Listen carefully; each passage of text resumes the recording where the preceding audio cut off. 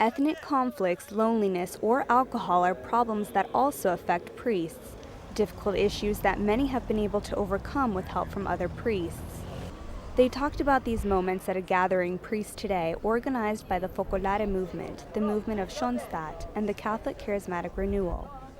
4,000 priests from 70 countries participated. It was celebrated at the Vatican a few hours before the closing of the year for priests.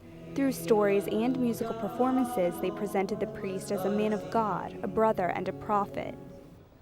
One of the stories was from 3 priests from Burundi who lived at the seminary when civil war broke out between Hutus and Tutsis. With the help of their trainers, they learned to look at themselves without taking into account their differences. They entered at 5 in the morning one day in 1997.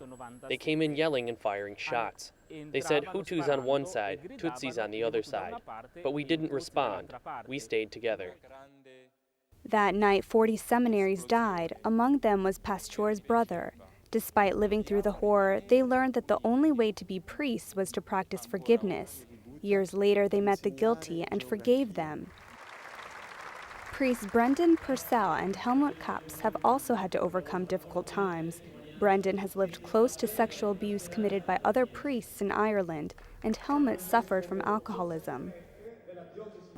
In a radio program, I spoke about my embarrassment, of my displeasure assuming the guilt of others. One of the victims participated in the same program. I expected a strong attack against me.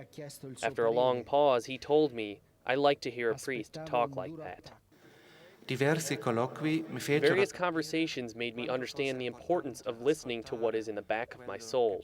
Above all, I learned how to trust myself. Trust in this God who tells me, "I put my law in your heart. Love your neighbor as you love yourself."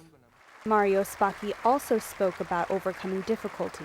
As National Secretariat of the Commission for Priests in Brazil, he was able to collect the necessary money to finish a cathedral that had been under construction for 30 years. He did this in 10 months.